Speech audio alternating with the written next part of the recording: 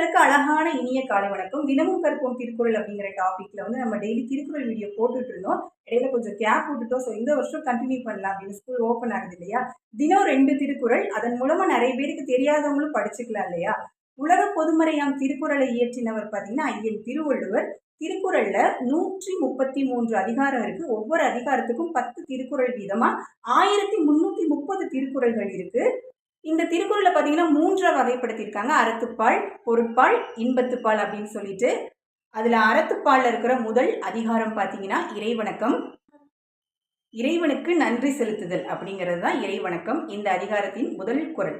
அகர முதல எழுத்தெல்லாம் ஆதி பகவன் முதற்றே உலகு. இதற்கு விளக்கம் என்ன அப்படின்னு பார்த்தீங்கன்னா, எழுத்துகளுக்கெல்லாம் எப்படி அகரம் அப்படிங்கிற எழுத்து, ஆ அப்படிங்கிற எழுத்து முதலான எழுத்தோ அந்த மாதிரி இந்த உலக உயிர்களுக்கெல்லாம் முதலானவன் பார்த்தீங்கன்னா இறைவன். அதுதான் இந்த திருக்குறளுக்கான விளக்கம். அடுத்து 2வது திருக்குறள். கற்றதனால் ஆய பயன்கொள் வாளறிவன் நற்றார் தொழார் எனின். இதற்கு விளக்கம் என்ன அப்படின்னு பார்த்தீங்கன்னா, நிறைய நூல்களை படிச்சு நல்ல அறிஞர்களா இருப்பாங்க. அப்படி இருந்தாலுமே இறைவனுடைய திருவடிகளை சரண் அடையாட்டினா அந்த கல்வியினால பயன் இல்லை அப்படிங்கிறது தான் நமக்கு இதற்கு இந்த திருக்குறளுக்கு அர்த்தம். நன்றி, வணக்கம்.